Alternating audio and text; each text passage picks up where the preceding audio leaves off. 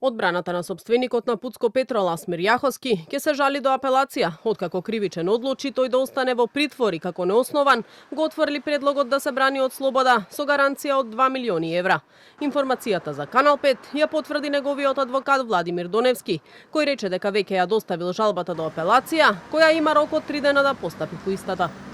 Гаранцијата, која се состоеше во 2 дела, недвижност во Скопје со вредност од околу милион евра и парична сума од 1,17 милиони евра депонирани на сметка, беше прифатлива за обвинителството за организиран криминал и корупција, но не и за судот, кој предлогот го отфрли како неоснован, посочувајќи дека сопственикот на Пуцко Петрол и син на пратеникот Дуи може да влијае на истрагата, во која е осомничен за перење пари при набавката на токсичен мазут за ТЕЦ Неготино.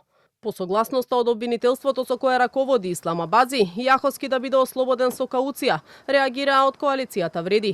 Оттаму посочуваат дека на Ахмети и на Абази важни им се само Пуцко Петрол и неговата фамилија, но не и поранешните министри од нивните редови, Бектеши Незири, Сарачини и Кучи, опфатени со истрагата за Кочани.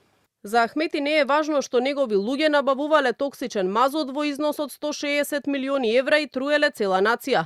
Преку послушникот на кичевскиот клан Ислам Абази прави се што може да го спаси од притвор лицето АЈ со кауција од 2 милиони евра. Клучното прашање е зошто, например, Дрин Ахмети не депонира кауција за поранешните министри на неговиот Вујко, или нивните маки и маките на нивните семејства се неважни за Ахмети, наведуваат од Вреди.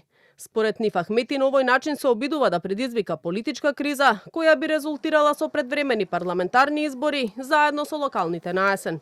Во случајот мазут опфатени се вкупно 13 лица, меѓу кои екс-директорот на ЕСМ Васко Ковачевски, кој е недостапен за органите на прогонот. Прво осомничени се сопствениците на РКМ Радко Капушевски и Ерџан Сулковски, кои се сомничат за оштетување на државниот буџет за 167 милиони евра при набавка на токсичен мазут, кој според извештаите на повеќе институции штетно влијаел врз здравјето на граѓаните.